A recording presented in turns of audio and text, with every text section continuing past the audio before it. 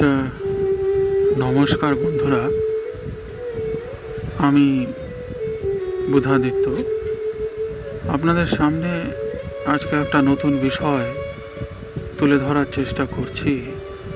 আশা করছি আপনাদের সবারই ব্যাপারটা ভালো লাগবে।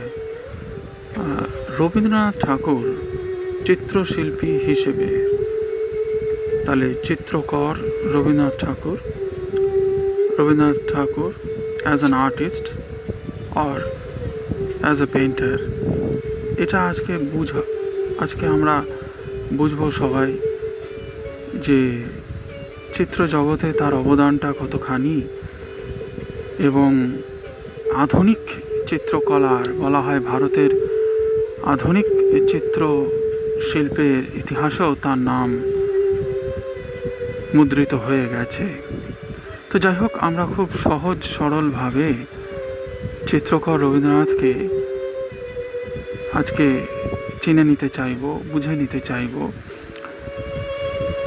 প্রথমে আমার ব্যক্তিগত ভিউজ বা দৃষ্টিভঙ্গি কী তার ছবির সম্বন্ধে একজন শিল্পী হিসেবে, যেহেতু দীর্ঘদিন শিল্পকলা চর্চা করছি, সেই হিসেবে আমার কিছু ব্যক্তিগত দর্শন বা মতামত আমি অবশ্যই আজকে আপনাদের সঙ্গে আলোচনায় আনব।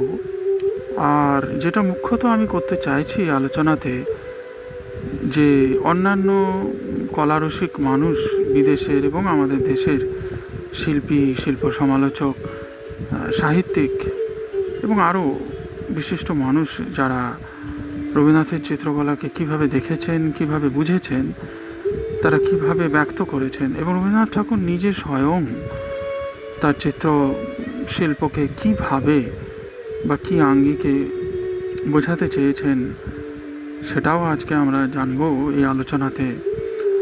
আসুন একটু অন্তরঙ্গ আলোচনাতেও যাব। তার পরিবারের লোকজন, তার পুত্রবধূ এবং আরও অন্যান্য যারা পরিবারে খুব ঘনিষ্ঠভাবে তাকে এই চিত্রকলা চর্চা দেখেছেন, চোখের সামনে দীর্ঘদিন ধরে দেখেছেন, তাদেরও বিভিন্ন উক্তি, উদ্ধৃতি, চিঠিপত্র, ব্যক্তিগত চিঠিপত্র, আলাপচারিতা, সেখানেও এই ছবির বিষয় যা এসেছে সেটা নিয়ে আলোচনা করব, এবং তারা কিভাবে এটাকে দেখছেন, তাদের চোখ দিয়েও, দৃষ্টি দিয়েও সেটাকে বোঝার চেষ্টা করব। তো আসুন আজকে আমরা সবাই চিত্রশিল্পী রবীন্দ্রনাথকে খুব কাছ থেকে, অন্তরঙ্গভাবে এবং ওনার ব্যক্তিগত মতাদর্শের আলোকে একটু জেনে নিই, বুঝে নিই, খুব সহজভাবে, সরলভাবে। একটা কথা প্রথমে বলি, যেটা দেখা যাচ্ছে যে উনি জীবনের শেষ 10 বছর ছবি আঁকায় মেতে উঠলেন। তার আগে কিন্তু আমরা ওনাকে সচেতনভাবে ছবি আঁকতে দেখিনি বা দেখতে পাচ্ছি না, এবং জীবনের শেষ 10 বছর উনি প্রায় পাগলের মতো ছবি এঁকেছেন। যখনই সময় পেয়েছেন, অবসর পেয়েছেন, সুযোগ পেয়েছেন, একের পর এক ছবি, মনে হচ্ছে মনের ভেতরে কতদিনে জমা কিছু, সেটাকে উনি মুক্ত করে দিয়ে একটা গভীর আরাম পাচ্ছেন, তৃপ্তি পাচ্ছেন। এটা আমি ব্যক্তিগতভাবে লক্ষ্য করছি বা দেখছি, আপনারাও এটা একটু লক্ষ্য করতে পারবেন বা দেখবেন। তো এখন এটা ঠিক যে সারা জীবন যিনি সাহিত্য নিয়ে কবি হিসেবে, কবিতায়, গানে গোটা বিশ্বভুবনকে মুখরিত করে দিলেন, আলোড়িত করে ফেললেন, সবার মন প্রাণ ভরিয়ে দিলেন, জীবনের শেষ 10 বছর তার বিভিন্ন উক্তি এবং তার নিজস্ব উক্তিও আমরা এই আলোচনায় তুলে ধরব। সেখানেও কিন্তু উনি বলছেন যে আমি গভীর একটা নিশ্চিন্তি পাচ্ছি এবং গভীর একটা আরামবোধ, তৃপ্তি পাচ্ছি।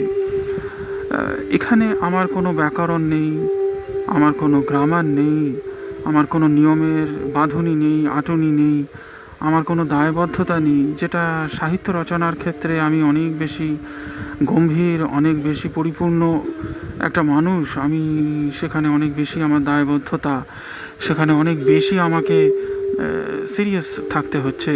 এই জায়গাটা আমি ছবি আঁকার ক্ষেত্রে কিন্তু একেবারেই নেই।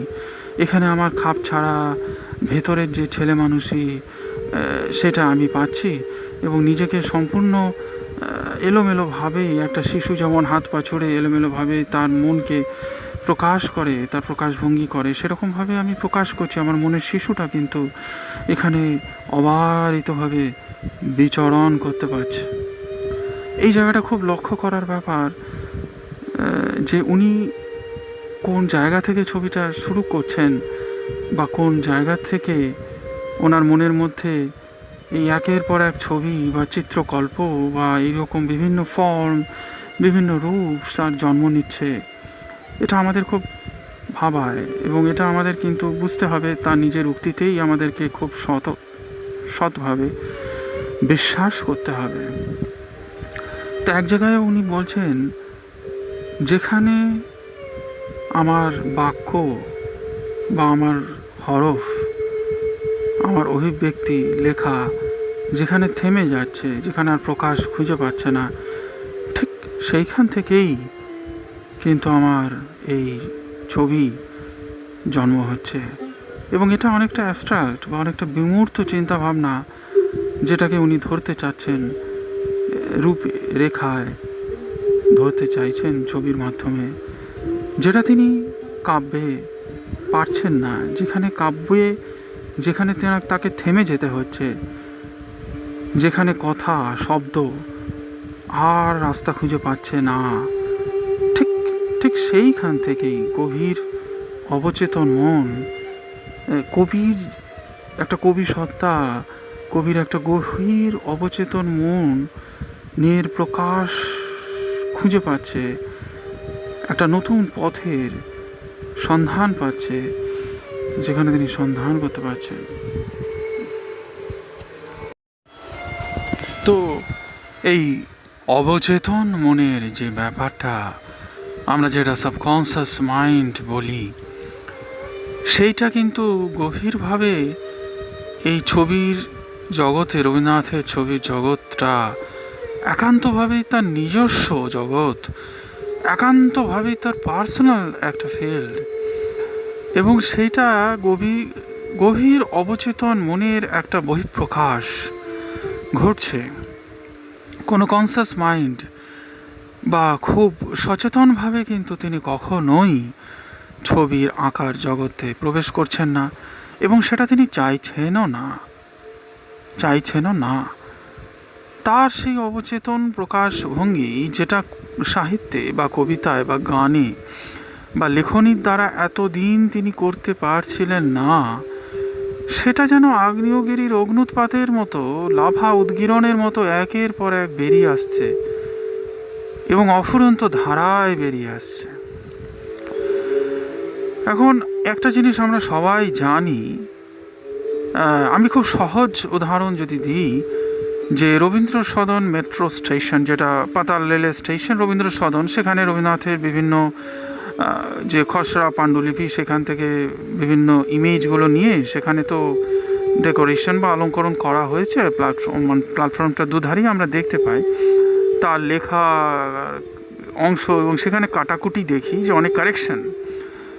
এই কাটাকুটিটা যদি খুব ভালোভাবে দেখি, যে কাটাকুটি কারেকশান উনি করছেন, সেটাও কিন্তু একটা ডিজাইন ফর্ম হচ্ছে, অর্থাৎ আমরা যেভাবে এলোমেলো কাটছি তা নয়, সে কাটাকুটিগুলোর মধ্যেও একটা জিওমেট্রিক্যাল প্যাটার্ন, একটা অদ্ভুত একটা ডিজাইন, একটা অদ্ভুত ফর্ম তৈরি হচ্ছে, যেটা কিন্তু শুরু থেকে সবার দৃষ্টি আকর্ষণ করছে। যেটা শুরুতে যখন তিনি শুধু সাহিত্য চর্চায় নিমগ্ন, সেই অবস্থাতেই ছিল, সেটাও আমাদের কাছে একটা অদ্ভুত দারুণ লাগছে ব্যাপারটা।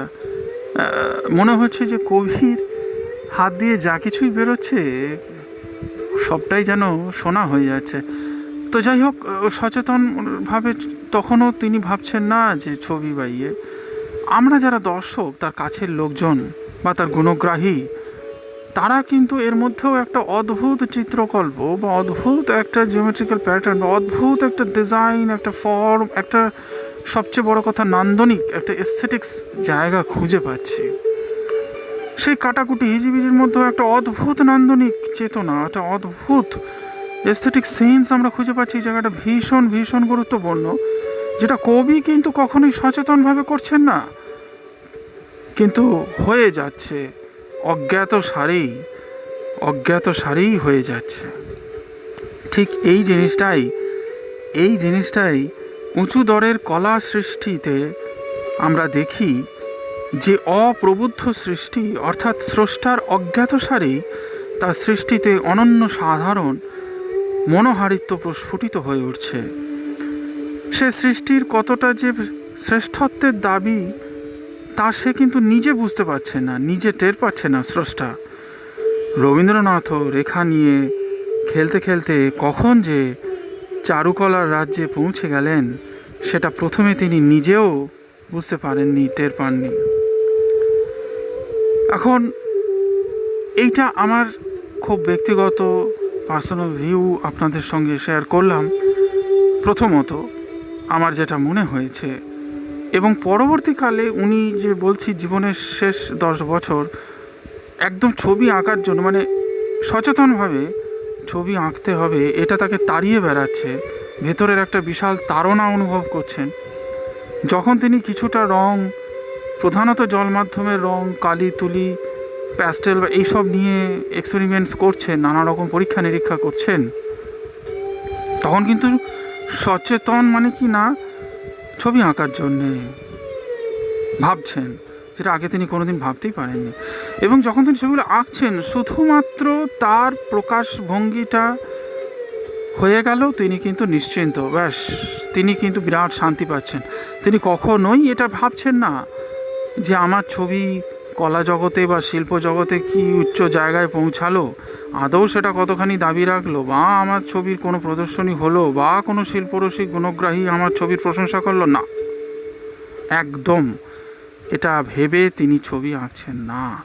যেটা বহুবার আমরা বিভিন্ন তার কাছের যে অন্তরঙ্গ বা পারিবারিক আত্মীয় স্বজন, বন্ধুবান্ধব, তাদের চিঠিতে, তাদের কথা, কথোপকথনে সব কিছুই আমরা জানতে পারবো যে, এবং কবির নিজের কথাতেও বহুবার এটা কিন্তু আমরা প্রকাশ পাচ্ছি, আমরা প্রমাণ পাচ্ছি যে তিনি এই সব ভেবে ছবিটা তিনি আঁকছেন না। তার মনের ভেতরে যে এত চাপা একটা অরূপ দর্শন, যেটা তিনি সন্ধান পাচ্ছেন, যেটা তিনি লেখনীতে বার করতে পারছেন না, সেটাই ছবিতে তিনি বার করার জন্য একেবারে মরিয়া হয়ে চেষ্টা করছেন, মরিয়া হয়ে একদম পাগলের মতো ছবি আঁকছেন, মরিয়া হয়ে চেষ্টা করছেন, পরিশ্রম করছেন। এই জায়গাটা ভীষণ গুরুত্বপূর্ণ, এইটা বুঝতে হবে আগেই, তবে কিন্তু আমরা রবীন্দ্র চিত্র জগতে প্রবেশ করতে পারবো, তার রসটা নিতে পারবো। যাই হোক, এবার আমি বিভিন্ন তার কাছের ব্যক্তি, বিদেশে এবং স্বদেশে তার আত্মীয় স্বজন এবং অন্যান্য কলারসিক বা সাধারণ মানুষ, তাদের সঙ্গে তার চিঠিপত্র আলাপচারি কীভাবে হচ্ছে সেখান থেকে বুঝে নিতে চাইব শিল্পী রবীন্দ্রনাথকে। আসুন তাহলে সেই জায়গাটা থেকে শুরু করি। 1924 খ্রিস্টাব্দে মাদাম ভিক্টোরিয়া ওকাম্পো অতিথি হিসেবে রবীন্দ্রনাথ যখন 3 মাস আর্জেন্টিনায় কাটাতে বাধ্য হয়েছিলেন, সেই সময় একদিন মাদাম ওকাম্পোই এই বিষয়ে তার দৃষ্টি আকর্ষণ করেছিলেন। তারপর শ্রীমতী ওকাম্পো বললেন যে এর কয়েক বছর পর প্যারিসে তিনি রবীন্দ্র চিত্রাবলীর এক প্রদর্শনীর আয়োজন করেন। বিশ্ববন্দিত চিত্রকরগণ এবং বহু বিশিষ্ট ব্যক্তি এই চিত্র প্রদর্শনী দেখতে আসেন এবং অনেকেই রবীন্দ্রনাথকে বর্তমান বিশ্বের একজন শ্রেষ্ঠ চিত্রকর বলতে দ্বিধা বোধ করেননি। এই জায়গাটা খুব গুরুত্বপূর্ণ, যে প্যারিসে যখন পাশ্চাত্য দেশের বহু শিল্পী, তারা কিন্তু এর মধ্যে যথেষ্ট রস খুঁজে পেয়েছিলেন এবং শিল্পের যা গুণ সব পেয়েছিলেন। তখন তারা যেরকম ভাবছিলেন, অর্থাৎ আধুনিক চিত্র আন্দোলন শুরু হয়েছে তখন পাশ্চাত্যে, আমরা জানি, তারা সেই দৃষ্টিকোণ থেকে দেখেছেন এবং অনেক অনেক আধুনিক বলেছেন রবীন্দ্রনাথের চিত্রকলাকে। এরপর একটা গুরুত্বপূর্ণ উদ্ধৃতিতে আসছি। রবীন্দ্রনাথের পুত্রবধূ প্রতিমা দেবী লিখছেন, তিনি কি লিখছেন আসুন শুনি আমরা। বোধ হয় 1927 সালে তিনি তুলির কাজ বা কলমের মুখ দিয়ে রেখাঙ্কন শুরু করেন। বহুকাল পরে পাণ্ডুলিপির খাতায় লেখা কাটার ছলে এই আঁকা জোকার কাজে তিনি মন দেন। তার লেখা কাটার পদ্ধতি একটি নতুন নকশার আলপনা তৈরি করে তুলত। এই ছিল তাঁর বিশেষত্ব। এই রকম অনেক দিন ধরে লেখার সঙ্গে আঁকার লেখা মিলিয়ে খাতার পর খাতা ভরে গান কবিতা লিখেছেন। এই উদ্দেশ্যহীন আঁকার সময় তার মন ডানা ছড়িয়ে অবাধ কল্পনালোকে ঘুরতে পারত। এই লেখার মাঝে ফাঁকা সময়টুকু তার চিত্তকে চিন্তা করবার অবকাশ দিত। তিনি সেই শূন্য সময়টা পূর্ণ করতেন রেখাঙ্কনের অবলীলায়মান খেলায়। সেই তার মনোলোকের আগডুম বাগডুম ভাবগুলো ভাষায় যেমন বিশেষ আকৃতি নিয়ে বাঁধা পড়ত, রেখায় থাকতো তেমনি জল্পনা কল্পনার অনির্দিষ্ট যেমন বিশেষ আকৃতি নিয়ে বাঁধা পড়ত, রেখায় থাকতো তেমনি জল্পনা কল্পনার অনির্দিষ্ট সংকেত। অর্থাৎ রেখায় পড়ত ধরা সৃষ্টির প্রাক্কাল, আর ভাষায় দেখা যেত ভাবের পরিপূর্ণ রূপ। বস্তুত এমনি করেই তার লেখা কাটাকুটির খেলা একদিন চিত্র জগতের দ্বারে এসে ঘা দিল। বিশ্বভারতী পত্রিকা প্রথম বর্ষ 2য় সংখ্যা থেকে এটা আমরা পাচ্ছি। তাহলে আমরা বুঝতে পারলাম তার পুত্রবধূ প্রতিমা দেবীর যেই লেখা থেকে কিভাবে ছবির জগতে তার প্রবেশ ঘটেছিল। আচ্ছা, আরেকটা গুরুত্বপূর্ণ কথা, 1930 সালে 125খানা ছবি নিয়ে প্যারিসে যখন তার প্রথম চিত্র প্রদর্শনী হয়, তারপরে তিনি প্রতিমা দেবীকে সেখান থেকে একটি চিঠিতে লিখেছিলেন, বস্তুত আজকাল আমার লেখা স্রোত একেবারে বন্ধ। ছুটি যখন পাই ছবি আঁকি। যারা সমজদার তারা বলে এই হাল আমলের ছবিগুলো সেরা দরের। একটু একটু করে বুঝতে পারছি এরা কাকে বলে ভালো, কেন বলে ভালো। তুমি যে একদা বলেছিলে আমার ছবিগুলো ভালো জাতের, সে কথাটার পরখ হয়ে গেল।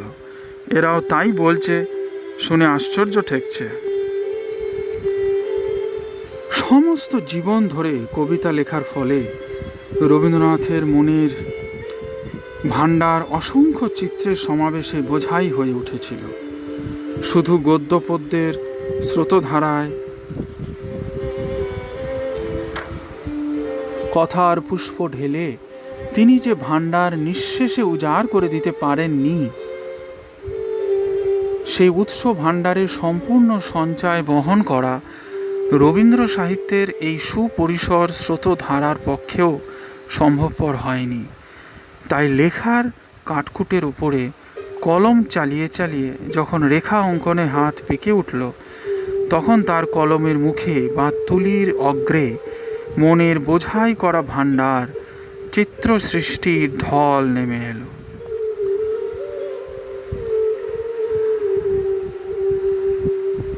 আরেকটা গুরুত্বপূর্ণ উদ্ধৃতি আমি দিচ্ছি প্রতিমা দেবীর, খুব উল্লেখযোগ্য।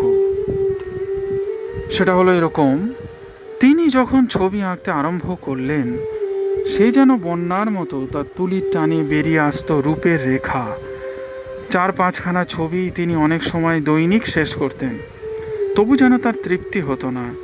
সৃষ্টির প্রেরণায় হাতের কাছে যা পেতেন, যেমন ভাঙা কলম বা পেন্সিল, জাঁতা কাগজের টুকরো, তাই দিয়েই হাত চলত। ভালো রঙের ধারও ধারতেন না। নানা প্রকার জিনিস নিয়ে চলত তার আঁকা। অবশ্য পেলিকান কালি বেশিরভাগ তিনি ব্যবহার করতেন।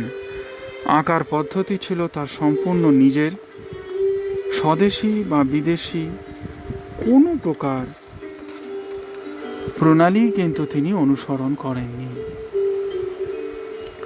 এটা আমি আলোচনার প্রথমেই বলেছিলাম, আঁকা জগৎটা একান্ত রবীন্দ্রনাথের ব্যক্তিগত অবচেতন মনের জগৎ। এখানে কোনো রকম ইজম, কোনো রকম প্রাতিষ্ঠানিক ব্যাপার, কোনো রকম স্টাইল টেকনিক যেগুলো আমরা প্রচলিত ছবি আঁকার জগতে, তার ধার তিনি কিন্তু ধারেননি। একান্তভাবে নিজস্ব একটা মৌলিক শৈলী চেতনার বিকাশ ঘটল তার চিত্রে। রবীন্দ্রনাথের একটা উদ্ধৃতি দিই এই প্রসঙ্গে। আমার বয়স 70 হয়ে এলো। আজ 30 বছর ধরে যে দুঃসাধ্য চেষ্টা করেছি, আজ হঠাৎ মনে হচ্ছে যেন ভিত পাকা হবে। ছবি কোনোদিন আঁকিনি, আঁকবো বলে স্বপ্নেও বিশ্বাস করিনি। হঠাৎ বছর 2-3-এর মধ্যে হুহু করে এঁকে ফেললুম। আর এখানকার ওস্তাদরা বাহবা দিল। বিক্রিও যে হবে তাতে সন্দেহ নেই। এর মানে কি? জীবন গ্রন্থের সব অধ্যায় যখন শেষ হয়ে এলো, তখন অভূতপূর্ব উপায়ে আমার জীবন দেবতা এর পরিশিষ্ট রচনার উপকরণ জুগিয়ে দিলেন। প্রতিমা ঠাকুরকে লিখিত চিঠি, রবীন্দ্রনাথ ঠাকুরের 1930 সালে।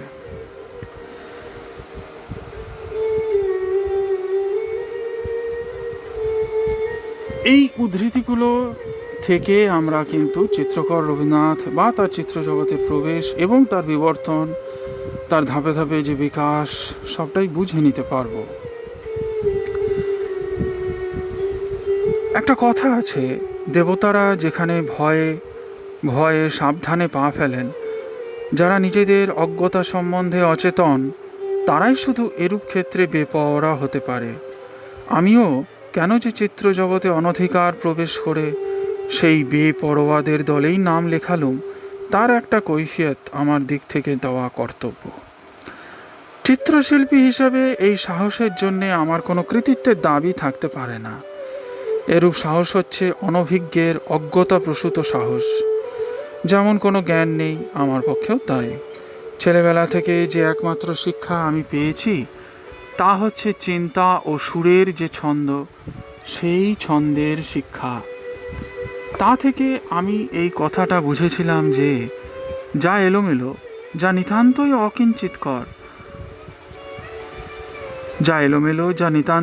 অকিঞ্চিতকর, তার ভিতরে একটা পরিপাটি ছন্দ আনতে পারলেই তবে তার একটা বাস্তব মূল্য হয়, তার বেঁচে থাকতে অধিকার জন্মে। আমার হাতের লেখার কাটাকুটির সামঞ্জস্যহীন কুৎসিত রূপ আমার চোখে পীড়া দিত এবং আমার মনে হতো যেন পাপীদের মতোই তারা মুক্তির জন্যে চিৎকার করছে। তাই প্রায়ই আমি আমার আসল কাজ ফেলে রেখে দয়া পরবশ হয়ে এদের নিয়ে বসতাম এবং একটা ছন্দশীল রূপের সমগ্রতায় নিয়ে গিয়ে এদের উদ্ধার করবার চেষ্টা করতাম। এইভাবে এদের পেছনে বহু সময় ব্যয় করেছি। এই কাজ করতে করতে আমি একটা সত্য আবিষ্কার করেছি। এই যে অসংখ্য রূপের জগৎ, এখানে অনবরত রেখার ও রেখাঙ্কিত রূপের একটা স্বাভাবিক নির্বাচন ও যোগ্যতমের উদ্বর্তন চলেছে। যেসব রূপে ও রেখায় একটা সুষ্ঠু ছন্দের প্রকাশ বর্তমান, তারাই শুধু এখানে বাঁচবার অধিকার আছে। এবং আমি উপলব্ধি করেছি যে আশ্রয়হীন বিসদৃশের বেকার সমস্যা সমাধান করে তাদের একটা পরস্পর সামঞ্জস্যপূর্ণ রূপের সম্পূর্ণতায় রূপান্তরিত করাই হচ্ছে সত্যিকারের কলা সৃষ্টি। আমার ছবি হচ্ছে রেখায় রচিত শ্লোক বা কবিতা। যদি দৈবক্রমে আমার ছবি সাধারণের দৃষ্টি আকর্ষণের যোগ্য বলে বিবেচিত হয়, তবে তা শুধু এই জন্যে যে এর ভিতরে একটা কোনো রূপের ছন্দ প্রকাশ পেয়েছে, এইটাই চরম। এছাড়া তার অন্য কোনো অর্থ নেই। এসব কোনো বাস্তব তথ্যের বর্ণনা নয়, কিংবা কোনো ভাবাদর্শের ব্যাখ্যাও নয়, নিছক ছন্দের প্রকাশ। কলিকাতা মিউনিসিপ্যাল গেজেট, এটা রবীন্দ্রনাথের নিজের ছবির সম্বন্ধে লেখা প্রকাশিত হয়েছিল। এখন চিত্রলিপি নামক বইয়ের ভূমিকায় তিনি কি বলছেন, খুব গুরুত্বপূর্ণ এই প্রসঙ্গে। বিপুল বিশ্বের অন্তহীন নিস্তব্ধতার মাঝে শব্দের জগৎ ক্ষুদ্র একটি বুদ্বুদ মাত্র। অঙ্গভঙ্গির ভাষাই হচ্ছে বিশ্ব জগতের ভাষা। এটা ভীষণ গুরুত্বপূর্ণ। এই জায়গাটা আমরা খুব মন দিয়ে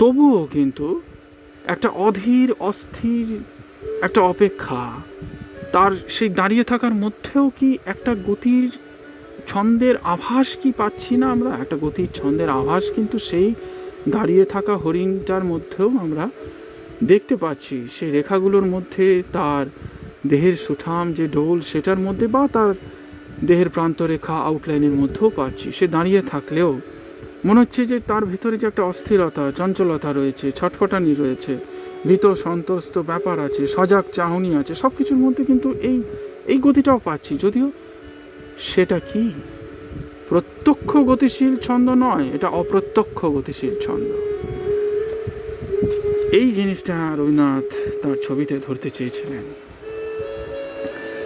আরেকটা জিনিস বলি, এই যে লেখার ব্যাপারটা, এই যে আমরা অক্ষর লিখছি বা হাতের লেখাও আমরা ছোটোবেলায় সবাই প্র্যাকটিস করেছি, বিভিন্ন রকম স্টাইল টেকনিক লেখার টান আছে বিভিন্ন দেশে, কিন্তু চীনে, বিশেষ করে চীনে ক্যালিগ্রাফি শেখা হয়। এটা বহু প্রাচীন তাদের একটা সংস্কৃতি, ট্র্যাডিশন। সেখানে কিন্তু দেখাচ্ছে কি না, ক্যালিগ্রাফি শিখতে গিয়ে চীনের ছাত্রেরা রেখা ও রূপের নানা গুণাগুণ সম্বন্ধে জ্ঞান লাভ করে। রেখা সম্বন্ধে তাদের শেখানো হয় রেখার বলিষ্ঠতা, কোমলতা, সংযত, সংহত, দৃঢ় নিষ্ঠতা, সুকুমারত্ব, ক্ষিপ্রতা, পরিচ্ছন্নতা, স্থূলতা, নতন্নত, বিষমতা এবং নিয়ন্ত্রণ, অথবা অবাধ স্বাধীনতা বলতে কি বোঝায়, এবং রূপের সম্বন্ধে রূপের বিভিন্ন অঙ্গের ভিতরে সঙ্গতি, বৈসাদৃশ্য, ভারসাম্য ইত্যাদি। এমনকি বিকলাঙ্গতা ও বিশৃঙ্খলতার মাঝেও কিন্তু সৌন্দর্য স্ফূর্তি পেতে পারে, তাও তাদের জানতে হয়, এবং সেই সৌন্দর্য দেখবার চোখ ফুটিয়ে তুলতে হয়। এটা রবীন্দ্রনাথ বলছেন। রবীন্দ্রনাথ এই জায়গাটা বলছেন, এখানে বোঝার আছে যে তার ছবির জায়গাটা বা চেতনা, ছবির চেতনা কোন জায়গা থেকে বেরিয়ে আসছে। তিনি বলছেন যে অসৌন্দর্য জিনিসের মধ্যেও সৌন্দর্য লুকিয়ে থাকে, যেটা সাধারণত আমরা সুন্দর মনে করছি না। রবীন্দ্রনাথের ছবি, আমার এই ভিডিওর সঙ্গে অনেক ছবি আপনারা দেখতে পাচ্ছেন। তার যে ফেমাস একটা কালো মুখাবয়ব, একটা নারী মুখাবয়ব, কালো ইঙ্ক দিয়ে, পেন দিয়ে তিনি আঁকছেন, সেটা তথাকথিত যে একটা সুন্দর নারী মুখাবয়ব তা নয়, কিন্তু সেই অসুন্দরের মধ্যেও সুন্দরের একটা সন্ধান তিনি করছেন, যেটা শিল্পের একটা গুরুত্বপূর্ণ অধ্যায় বা অঙ্গ। এই জায়গাটা আমরা পরে আরও পরিষ্কার বুঝতে পারব। রবীন্দ্রনাথ আবার বলছেন খুব গুরুত্বপূর্ণ কথা। কি বলছেন না, বিধাতা মানুষকে গড়লেন একটু লাবণ্য, একটু সৌন্দর্য দিয়ে, বললেন ওইটুকু আর হাত দেব না, ব্যাস তোমরা তৈরি করে নাও। এই নিজেকে সম্পূর্ণ করার সাধনাই মানুষের আর্ট। সৃষ্টি মানে নয় যে অবিকল তার পুনরাবৃত্তি হবে। মাঠে ঘাটে যা দেখি, বিকৃতি, দারিদ্র্য, সে তো আছেই। আমি তাকে অতিক্রম করে, মিথ্যেই বলো আর সত্যিই বলো, আর একটা রূপ দেব, অন্য চোখে দেখব। সেকালে রাজপুত্র, রাক্ষস এসবের ছবি করেছে, গল্প বানিয়েছে। এইসব শোনায় মা তার শিশুকে। আধুনিকেরা ভাবে এসব কি, এখন তারা হাসে যে এসব বাস্তব নয়, তারা বাস্তব আনছে। স্বপ্ন বলে একটা পদার্থ আছে, বরাবর মানুষ সেই স্বপ্নকে সার্থক করতে চেয়েছে। আমার হাতেই তা আছে, যা পাইনি। শিল্পী তুলি নিয়ে বসল, আপন অন্তরের যা রূপ ফুটিয়ে তুলল, যা বিধাতা পারেননি। বিলেতে অবস্থানকালে সে দেশের এক পণ্ডিত রবীন্দ্রনাথকে জিজ্ঞাসা করেছিলেন, কবি তুমি এমন অদ্ভুত ছবি আঁকো কেন? দেখে মনে হয় যেন কোনো জন্তু, কিন্তু বিশ্বের কোনো জন্তুর সঙ্গেই তার মিল নেই। এর মানে কি? রবীন্দ্রনাথ উত্তরে বলেছিলেন, ঈশ্বর যে ডাইনোসর, হিপোপটেমাস এবং আরও কত কিম্ভূত কিমাকার জন্তু সৃষ্টি করেছেন, তার মানে কি? আমারও এসব ছবি সম্বন্ধেও সেই কথা, কোনো মানে নেই। যেটা ইংলিশ কোটেশনটা আমরা দিলে আরও ভালো বুঝতে পারবো। People often ask me about the meaning of my pictures. I remain silent, even as my pictures are. It is for them to express and not to explain. তারা নিজেরাই ব্যক্ত হবে, তারা ব্যাখ্যা করবে না। বিষয়বস্তুর দিক থেকে রবীন্দ্রনাথের চিত্রকে আমরা তিনটে ভাগে ভাগ করতে পারছি। এক নম্বর হচ্ছে প্রাকৃতিক দৃশ্য এবং গাছপালা লতাপাতার চিত্র, মানে কিছু ল্যান্ডস্কেপ নেচার সিন, গাছপালা লতাপাতা। দু নম্বর মানুষের প্রতিকৃতি, আর তিন নম্বর হচ্ছে জীবজন্তুর ছবি। তার প্রাকৃতিক দৃশ্যের চিত্রাবলী সম্বন্ধে প্রতিমা দেবী বলেছেন, অনেক সময় দৃশ্য আঁকতে গিয়ে কেবল কতগুলো রঙের পোঁচ কেন লাগানো হয়েছে এ প্রশ্ন মনে উঠতে পারে। প্রাকৃতিক চিত্রে তিনি রেখা ও পার্সপেক্টিভের নিয়ম মেনে চলেননি, বিচিত্র আলো ছায়াকে হরেক রকম ঢঙে ফলিয়েছেন। তার ছবিগুলি আলো ছায়ার সমন্বয়ে গঠিত সাদা কালোর বিরহ মিলনের খেলা। আলোর গ্রহণ ও বর্জনেই রঙের উৎপত্তি। অনন্ত আকাশ পথে যে আলো বিচরণ করছে তারই পদক্ষেপের চঞ্চল ভঙ্গির চিত্র রঙিন ছায়া জগতে প্রতিফলিত হচ্ছে। শিল্পীর মনে লেগেছিল সেই আলোক মায়া, তার সমগ্র চিত্রকলা সেই কিরণ রশ্মির ছন্দলীলা। বিশ্ব সৃষ্টির এই ললিত কলা এঁকে তার মন তৃপ্ত হয়নি। ভালো মন্দ সুখ দুঃখ পূর্ণ জগৎটাকে কেতাবের পাতার মতো খুলে ধরেছেন চোখের সামনে। মনোজগৎ ও বাস্তব জগতের বিচিত্র রূপ চন্দ্র সূর্য গ্রহ নক্ষত্রের মতোই বেরিয়ে এসেছে তার অন্ধকার মানস গুহা থেকে, সৃষ্টির বিচ্ছরিত গতির খণ্ড খণ্ড উল্কার মতো। কোনোটা স্বপ্নময় ইন্দ্রজাল, আর কোনোটা বা তাণ্ডবের স্খলিত চরণের দুর্দমনীয় বেগের উদ্দাম প্রগল্ভ মূর্তি। এইসব অজ্ঞাত চেতন লোকের অহেতুক রূপকে মানুষ কি সংজ্ঞাই বা দিতে পারে? এই রূপলোক হলো অনন্ত সাগরের লীলায়িত তরঙ্গের সসীম আকৃতি। এগুলি একদিকে যেমন ব্যক্তিগত, আর একদিকে তেমনি বিশ্বজনীন। তার দৃষ্টির বাতায়ন পথে যে অসীম দীপ্তির ছায়া পড়ত, তার থেকেই উদ্ভূত হতো তাঁর চিত্রকলা।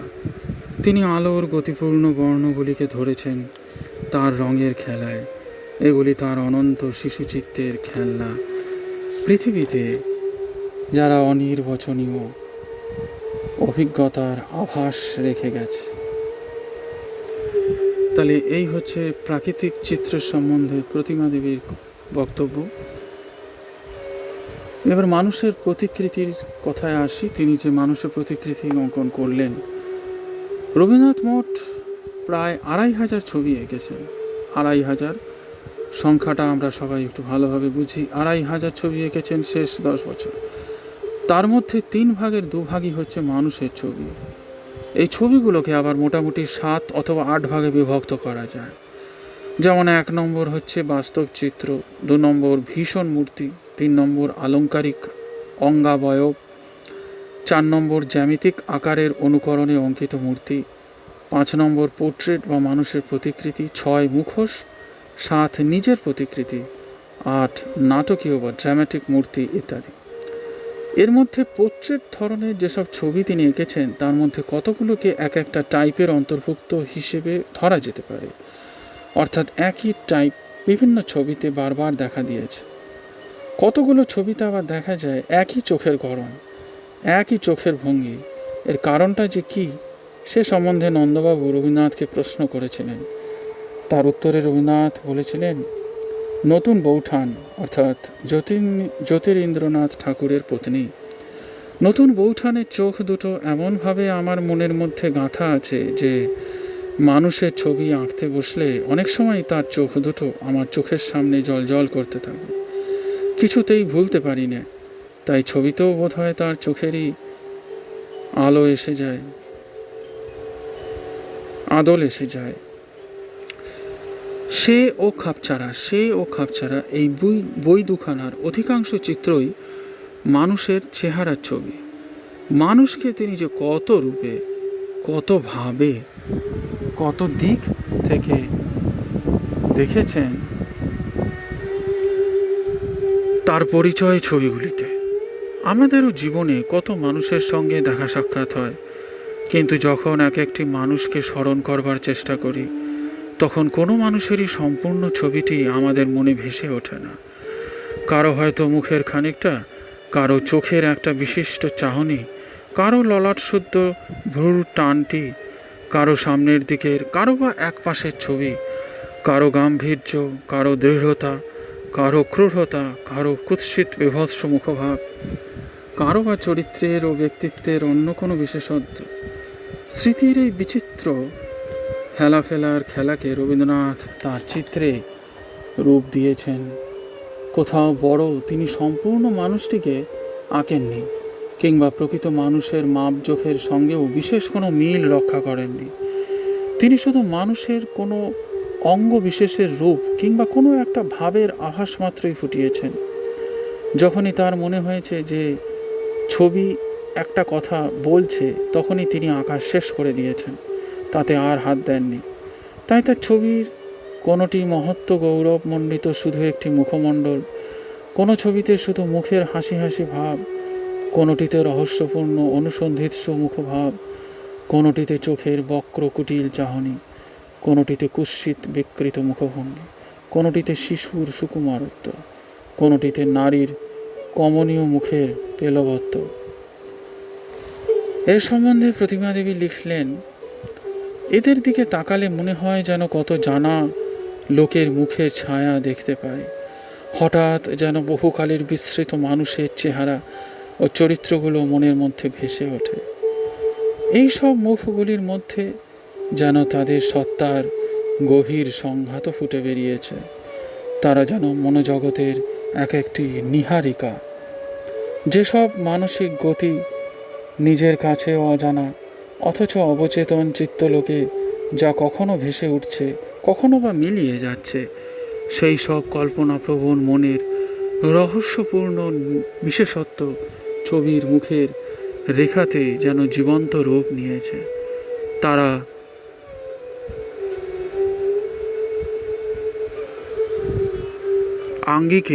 আঙ্গিকের বাঁধা ধরা নিয়ম মানেনি বলেই তাদের প্রকাশ ভঙ্গি এত জোরালো এবং গতি এত অবাধ।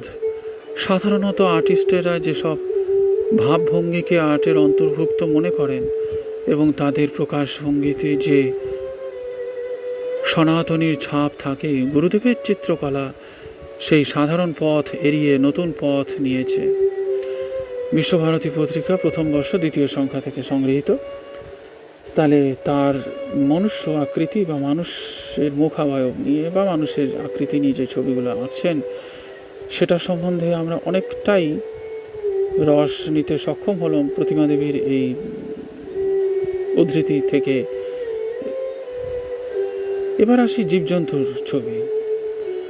পশু পাখি জন্তু জানোয়ারের যেসব ছবি তিনি এঁকেছেন, তাও সত্যিকারের পশু পাখি জন্তু জানোয়ারের বাস্তব ছবি নয়, রূপের আভাস মাত্র ফুটিয়ে তোলায় তিনি যথেষ্ট মনে করেছেন। এগুলিকে মোটামুটি 3টে ভাগে আমরা ভাগ করতে পারি। 1 নম্বর বাস্তব, 2 নম্বর আলংকারিক এবং 3 নম্বর অদ্ভুত। এর মধ্যে অদ্ভুত পর্যায়ের ছবিগুলি সবিশেষ গুরুত্বপূর্ণ। এই ছবিগুলোতে নিছক রূপের ছন্দ প্রকাশ পেয়েছে, এছাড়া এসবের কোনো অর্থ নেই। এর মধ্যে কতগুলো প্রাগৈতিহাসিক জন্তু জানোয়ারের চেহারার সঙ্গে সাদৃশ্যযুক্ত, বাকিগুলো তার খামখেয়ালি মনের সৃষ্টি। যেমন খুশি কলম চালিয়ে তিনি যেমন খুশি আকৃতি গড়ে তুলেছেন, তেমন আকৃতি হয়তো প্রকৃতির রাজ্যে কোথাও খুঁজে পাওয়া যাবে না। এইসব অদ্ভুত দর্শন কিম্ভূত কিমাকার জন্তুর ছবি তার অহেতুক আনন্দ কৌতুকার খেলা, তার অফুরন্ত সৃষ্টি প্রক্রিয়া, খামখেয়ালি সৃষ্টি, এ সম্বন্ধে প্রতিমা দেবী লিখছেন, তার নানা প্রকার প্রাণীর চেহারাগুলো সবই বাস্তব জীবজন্তুর থেকে তফাৎ। কারণ শিল্পীর চোখ এইসব জীবের দেহের চেহারাকে এড়িয়ে ভাবের আকৃতিকেই দেখতে পেত। এমনি করেই তার কাছে ছবিতে ফুটে উঠত হিংসা, লোলুপতা। আসলে বাঘের দৈহিক ভঙ্গিকে এমনি করেই তার বাঘের ছবিতে ফুটে উঠত হিংসা, লোলুপতা। আসলে বাঘের দৈহিক ভঙ্গিকে অবলম্বন করে হিংসা ও লোভের গ্রাসকেই তিনি আঁকতেন। তাই বাস্তবিক বাঘের চেহারার সঙ্গে তার মিল না থাকলেও ছবির রেখায় বাঘের চরিত্রের দাগ মুদ্রিত হলো। তার আঁকা মস্ত বড় একটি মহিষের মতো জন্তুর আকৃতির মধ্যে প্রকৃতির একটা আদিম শক্তির চেহারা যেন বেরিয়ে আসে, যাকে ম্যাডাম ডা নোয়াই বলেছেন ক্ষুধিত মোহগ্রস্ত অভিশপ্ত জীব। সেটাকে নাম দিতে গেলে হয়তো বলবো হিপোপটেমাস বা আর কিছু, কিন্তু এটি তার নিজের তৈরি জিনিস, প্রকৃতির গড়া জিনিস। এখানে শিল্পী নকল করেননি, তিনি করেছেন মনের মতো করে সৃষ্টি। এটা বিশ্বভারতী পত্রিকা প্রথম বর্ষ 2য় সংখ্যায় প্রতিমা দেবীর যেটা লিখেছেন সেখান থেকে উদ্ধৃতি করলাম। জীবজন্তুর চেহারাগুলো কিন্তু এরকম মনে হচ্ছে কোনো নাম না জানা প্রাগৈতিহাসিক, তার সঙ্গে হয়তো ডাইনোসর বা হিপোপটেমাস বা ম্যামথের মিল আছে, নেই ও আবার অনেকখানি মিল। মনে হচ্ছে যেন ওটা ধরতে পারছি, হঠাৎ করে সেটা হারিয়ে গেল। কোথায় হারিয়ে গেল? না আমাদের অবচেতন মনে, যেটা বাস্তবে নেই সেটাকেই তিনি ধরতে চাইছেন। হয়তো বাস্তবের সঙ্গে কিছুটা মিলে যাচ্ছে আকার অবয়ব, কিন্তু আবার কোথায় হারিয়ে যাচ্ছে তার অবচেতনে। এই যে একটা অবচেতন বাস্তবে সবসময় দ্বন্দ্ব চলছে, একটা অবচেতনের গভীরে তিনি ডুব সাঁতার দিচ্ছেন। এটাই তো মডার্ন আর্ট বা আধুনিক শিল্পের মূল কথা। যারা আমরা ছবি সম্বন্ধে কিছুটা জানি তারা এটা আমরা সহজে বুঝতে পারছি। এবার খুব গুরুত্বপূর্ণ একটা জিনিস বলি, ছবি সম্বন্ধে রবীন্দ্রনাথের নিজের উক্তি কি।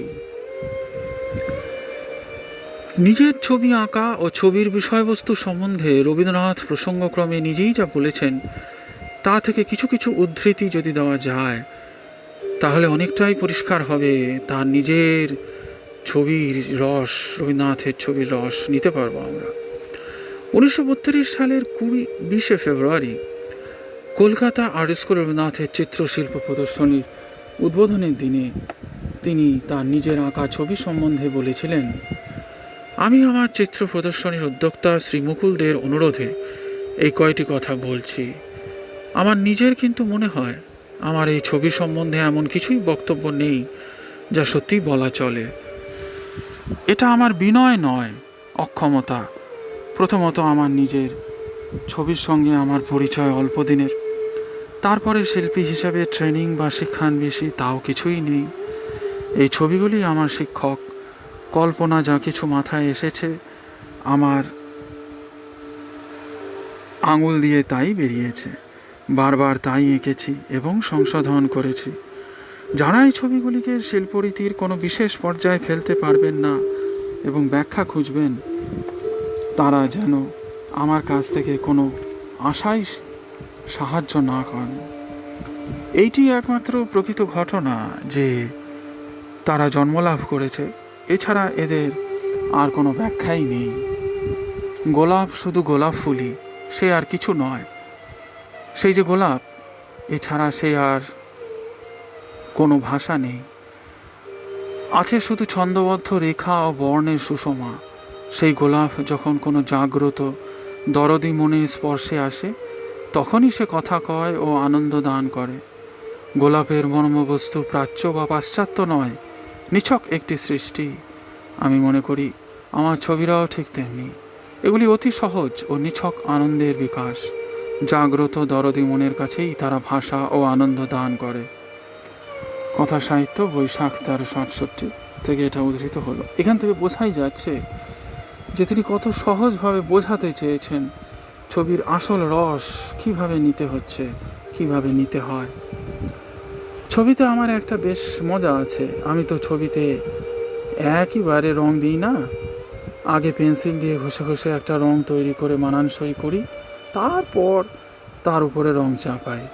তাতে করে হয় কি, রংটা বেশ একটু জোরালো হয়। আরেকটা উদ্ধৃতি, আমি যা আঁকি তা মনের অগোচরে। ইচ্ছা করে আঁকা বা আঁকতে চাওয়া, তার একটা রূপ দেওয়া, তা আমার দ্বারা হয় না। হিজিবিজি কাটতে একটা কিছু রূপ নিয়ে যায় আমার আঁকা। একে কি আর্টিস্ট বলে? তোমরা আমায় স্তুতি বাক্যে ভোলাও। দেখা না কতগুলো মাথা মুন্ডুই আঁকলুম, কোনোটার গোঁফ আছে, কোনোটার নেই, কোনোটা বেঁকে আছে, কোনোটা অদ্ভুত। এর কি কোনো মানে আছে? আলাপচারী রবীন্দ্রনাথ। আমি কি আর ছবি আঁকি, শুধু আঁচড় মাচড় কাটি? নন্দলাল তো আমাকে শেখালেন না। কত বললুম, ও হেসে চুপ করে থাকে। আমার ছবির বিষয়ে আমার নিজের বলার কিছু নেই। আমি কি করেছি, কি বলতে চেয়েছি তা আমিই জানি না। নন্দলাল তো আমার ছবি সম্বন্ধে লিখেছে, সে প্রতিদিন আমাকে দেখেছে, সে বলেছে যে আমরা চেষ্টা করেছি, তুমি সেটা পেরেছো। আমরা অনেক দিন ধরে যেটা চেষ্টা করেছি, তুমি সেটা পেরেছো। আমি বললুম, সেটা কি? তারা বললে, তা বললে কি তুমি বুঝতে পারবে? হ্যাঁ বন্ধুরা, যেটা কৃতজ্ঞতা স্বীকার অবশ্যই করতে হবে, যেটা না করলেই নয়।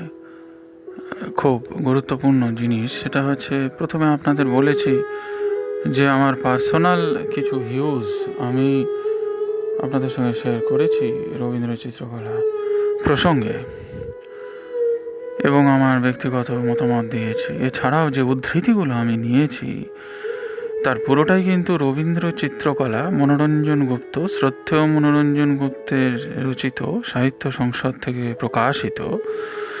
এই সাহিত্য সংসদ থেকে প্রকাশিত শ্রদ্ধেয় শ্রী মনোরঞ্জন গুপ্ত মহাশয় দ্বারা রচিত রবীন্দ্র চিত্রকলা বইটি থেকে আমি উদ্ধৃতিগুলো সবই নিয়েছি, কোটেশনগুলো সবই নিয়েছি। এবং একটা কথা আমি অবশ্যই বলতে চাই যে এত পণ্ডিত একজন ব্যক্তি এবং এত পরিশ্রম করে তিনি বইটি লিখেছেন, এত তথ্য দিয়েছেন আমাদেরকে, এবং বহুদিনের ওনার যে বিভিন্ন সোর্স বা ওনার যে বিভিন্ন সংগৃহীত জিনিস সেটাকে তিনি লিপিবদ্ধ করেছেন। তো এখন আমি সেখান থেকে উদ্ধৃতিগুলো নিয়েছি এবং এটা আমার কৃতজ্ঞতা স্বীকার ওনার প্রতি। এবং এত সুন্দর একটি জিনিস উনি আমাদের দিয়েছেন, তার জন্যেও আমি যথেষ্ট ওনার কাছে কৃতজ্ঞ, এবং আমাদের সবার কাছে উনি শ্রদ্ধাভাজন হয়ে থাকবেন চিরকাল। যাই হোক, এই কৃতজ্ঞতা স্বীকারটা করে আমি নিজেও ধন্য হলাম। আর যেহেতু এটা অনেক বড় একটা বিষয়, অনেক সংক্ষিপ্ত করেও এটাকে একটা খণ্ডে এঁটে ওঠা গেল না, তাই পরবর্তী ধাপে আমি এটা শেষ করব। প্রথম ধাপটা এখানেই শেষ করলাম, পরবর্তী ধাপটা পরবর্তী সময়ে শেষ করব। আরেকটা পর্ব আমাকে করতেই হবে, আপনারা সঙ্গে থাকবেন আশা রাখছি। তো প্রথম পর্বটা আমি এখানে শেষ করলাম, দ্বিতীয় পর্ব শোনার জন্যে খুব শিগগিরই আমি এটাকে বা দ্বিতীয় পর্বটাকে তৈরি করছি, প্রস্তুত করছি, আপনাদের কাছে হাজির করছি। সবাই ভালো থাকবেন, দ্বিতীয় পর্ব নিয়ে আবার হাজির হব। আর যদি ভালো লেগে থাকে আমার ইউটিউব চ্যানেলটা অবশ্যই সাবস্ক্রাইব করবেন। অসংখ্য ধন্যবাদ শোনার জন্যে, দেখার জন্যে ভিডিওটা।